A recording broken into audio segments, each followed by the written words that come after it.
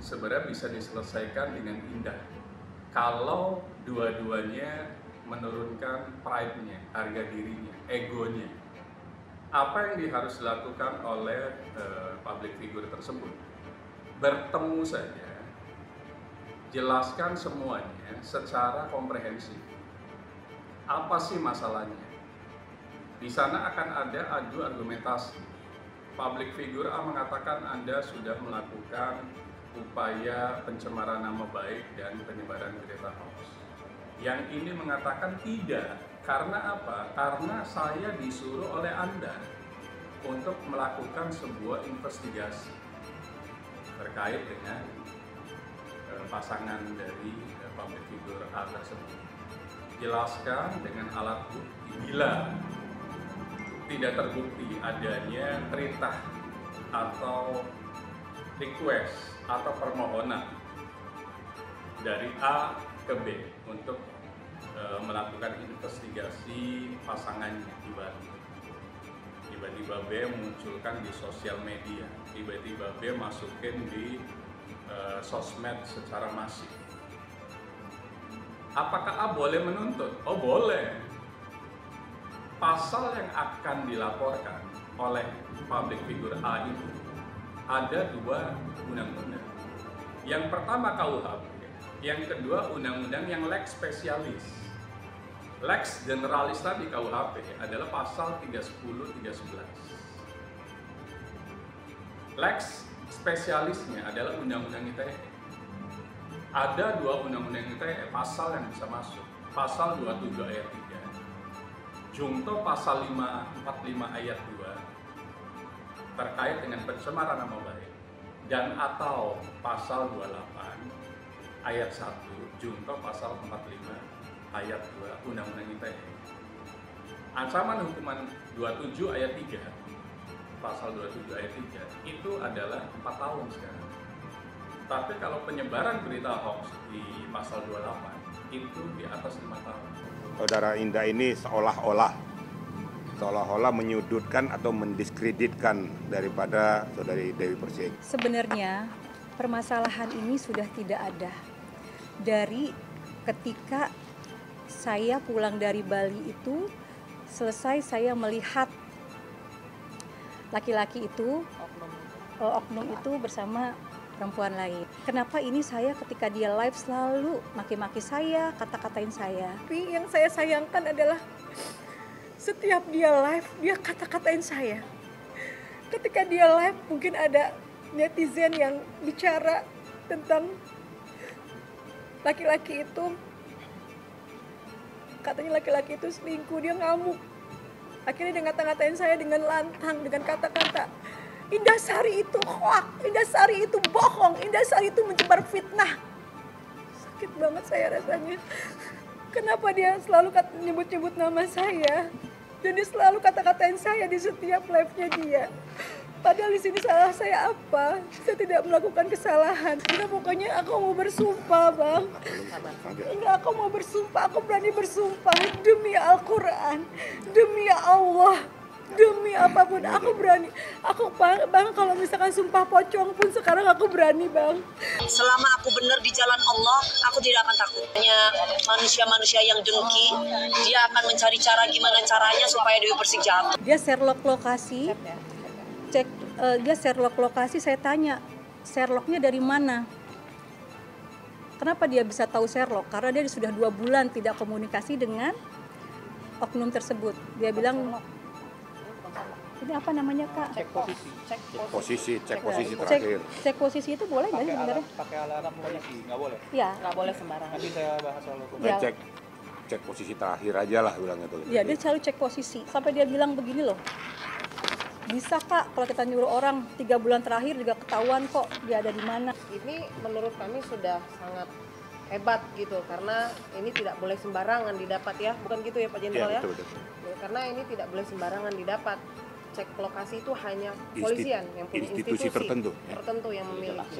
Ini kita bisa buktikan gitu. Dari mana juga dia dapat ini cek pos ini? Ini nggak boleh ini. Dalam cek pos ini hanya ada 2 yang setahu saya memiliki alat ini, dari Serse, Polri, dan BIN. Serse pun tidak sembarangan bisa cek pos ya Bang ya. Iya. Itu serse itu mencek pos itu harus ada dugaan tindak pidana. Harus sudah menaik tersangka, baru dia mau cari tuh orang, di mana baru boleh cek pos. Nah, ini saudara D ini bisa mendapatkan cek pos ini dari mana kita harus cari tahu juga. Karena ini sangat berbahaya kalau sampai ada oknum-oknum dari Polri ataupun BIN yang menggunakan alat negara untuk kepentingan pribadi seseorang. Di mana ini pun juga melanggar Undang-Undang ITE di pasal 30 Undang-Undang Nomor 11 Tahun 2008, pasal 30 ayat 2 yang bunyinya setiap orang dengan sengaja dan tanpa hak atau melawan hukum mengakses komputer dan atau sistem elektronik dengan cara apapun dengan tujuan untuk memperoleh informasi elektronik dan atau dokumen elektronik dalam pasal 46 itu pidananya setiap orang yang memenuhi unsur sebagaimana yang masuk pasal 30 ayat 2 dipidana penjara paling lama 7 tahun dan atau denda paling banyak 700 juta rupiah. Namun apa yang terjadi sebaliknya menimpa daripada Indah Sari. Setelah sampai di Jakarta ternyata berbalik bahwa seolah-olah Indah Sari yang membuat peristiwa itu semakin keruh. Bahwa peristiwa yang terjadi yang disaksikan langsung oleh Indah Sari ini itu semuanya tidak betul. Berarti semua itu hanya rekayasa, kira-kira gitu. Jadi untuk membuktikan ini ada semuanya. Untuk itulah pada kesempatan malam hari ini kami sebagai kuasa hukumnya dengan rekan-rekan saya semua, sebenarnya tidak terlalu banyak yang kita harapkan supaya permohonan maaf yang bersangkutan.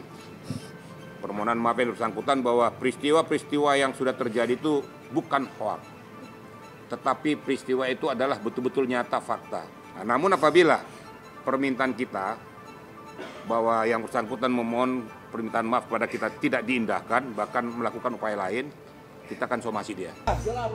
Gue nggak takut gue gini. Menjaga silaturahmi itu lebih mahal daripada mencari masalah. Tuh, contoh Bapak Prabowo sama Mas Gibran, nggak pernah nyinyir, nggak pernah nyindir. Kalian mau apain juga dia tetap santai. Karena tujuan dia hanya untuk membangun Indonesia agar lebih maju dan bisa menuju Indonesia emas. That's it. Simple. Dah, paling mantep emang nomor 2. Jujur aku kepingin sebenarnya ngedenger capres-capres pada ngaji. Yang mana suaranya merdu itu yang kita pilih. Karena berarti udah biasa baca Al-Quran. Orang yang biasa baca Al-Quran insya Allah bijaksana, insya Allah amanah, insya Allah hatinya lembut, gak keras, insya Allah akan memikirkan rakyat, insya Allah takut sama Allah, mau ngelakuin hal-hal zolim dijaga sama Allah. Boleh gak? Gak usah debat doang. Kan muslim semua tuh calon-calonnya. Ngaji. Boleh gak? Saya kalau bersuara begini denger gak kira-kira? Siapa gua, mak doang, ya pengen aja gitu. Yang namanya pemimpin kan harus bisa jadi imam. Itu baru pemimpin. Dosa pemerintahan sekian tahun dan tidak percayaan lagi orang-orang, ini apa yang bisa kita lakukan ini sekarang? Kita angkat prestasi capres kita aja, Pak. Yang lain, ada apa? Bikin narasi jangan sampai ada kecurangan kayaknya, Pak. Oh, bener. Oh, jadi aktornya ini penyempurna dari semua skenarionya ya? Boleh kita pakai yang itu. Bapak, saya mau nanya dong, Pak. Bapak tahu nggak bedanya Bapak sama internet apa? Apa tuh? Kalau internet itu 4G, kalau Bapak itu 4Me. Gambaran kali ini sih saya masih yakin sih kalau bicara tentang selama wasit itu tidak ada kecurangan atau dari level tertinggi presiden sampai paling bawahnya tidak ikut cawe-cawe di sini, saya masih yakin untuk Amin menang 1 putaran. Ya kita semua mengikuti, ya kan. Kebetulan saya memang pengusung paslon 3. Jadi memang maksudnya saya yakin betul maksudnya Mas Ganjar dengan Pak Mahfud MD itu betul-betul mereka adalah sosok yang memang sudah merasakan menjadi legislatif, menjadi eksekutif, yudikatif, benar-benar luar biasa. Jadi mereka itu tandem, couples, maksudnya pasangan yang match banget gitu untuk saling mengisi. Jadi apapun tembakan dari seberang atau apa mereka bisa selesaikan gitu karena berdasarkan pengalaman yang sudah mereka lampaui gitu loh. Tidak segala sesuatu kan ada proses Mas. Kita semua gitu kalau mau membuat sesuatu perubahan atau apapun itu butuh proses gitu. Jadi benar-benar nggak bisa instan. Kita hidup tuh kan nggak di zaman, ya memang kalau butuh instan ya Indomie ya gitu. Tapi kan kalau yang kayak gini-gini kan butuh jam terbang, rekam jejak itu penting banget. Bicara tentang debat cawapres kemarin, saya melihat di sini yang tadinya mungkin ya arus generasi Z atau generasi milenial nih ada di putarannya si paslon nomor 2 nih. Tadinya kan heboh-heboh nih, artis-artis pada di sana, generasi Z, generasi milenial pada di sana. Semua orang di Republik ini punya hak politik yang sama. Enggak, itu kan perintah undang-undang gitu ya. Harusnya ke segala lapisan masyarakat, termasuk anak-anak Indonesia. Jadi istilah education for all itu harus jalan. Unik juga nih ya, seru nih. Tapi seru. Tapi bukan aku bilang maksudnya ini ya.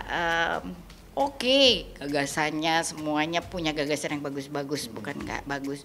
Tapi cara penyampaiannya, cara menjelaskannya harus based on data, apa segala macam itu penting banget gitu loh. Dan kemarin yang agak terpleset pertanyaannya bahwa maksudnya bagaimana caranya, ini bukan ngomongin paslon Eke ya, bagaimana caranya maksudnya tentang tambang-tambang ilegal gitu. Iupnya aja dicabut, ilegal kan nggak punya iup, namanya ilegal nggak punya izin Pak.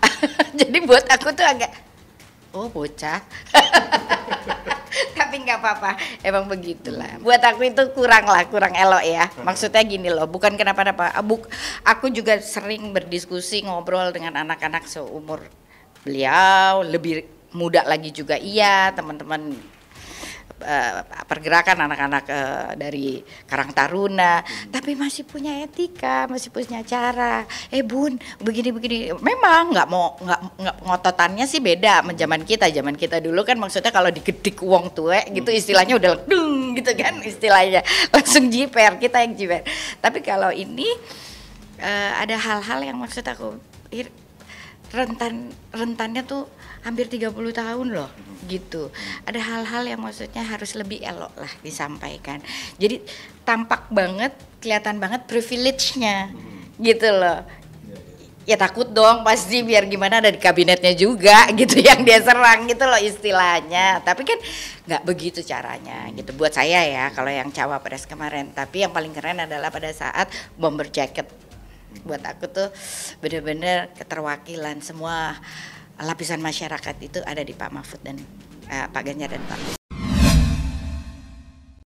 Pasti di dalam rumah tangga itu ada pasti yang hal-hal yang nggak baik juga gitu. Maksudnya kayak kita berantem bukan perpecahan ya. Kalau perpecahan kan berarti udah pisah. Jadi kalau berantem itu di rumah tangga itu hal yang biasa. Itu juga terjadi di rumah tangga saya. Memang ya saya berantem sama Yasmin. Menurut Yasmin saya tidak perhatian karena saya turun dapil terus ngurusin bapak gitu kan.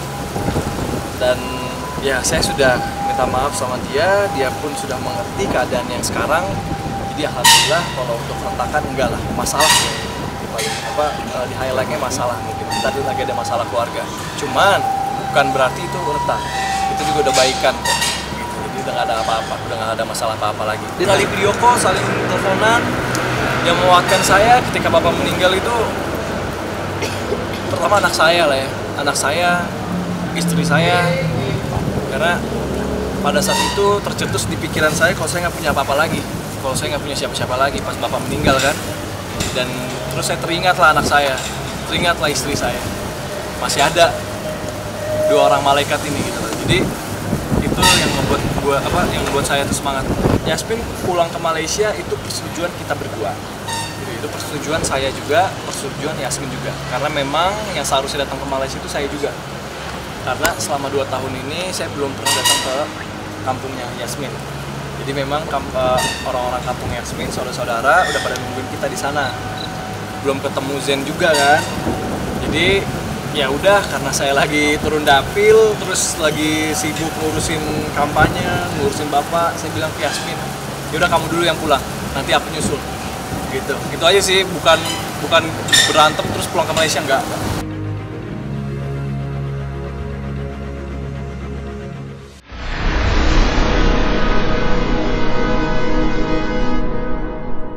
Jadi jangan lupa untuk subscribe Cumi Cumi. Ditekan ya tombol lonceng merahnya.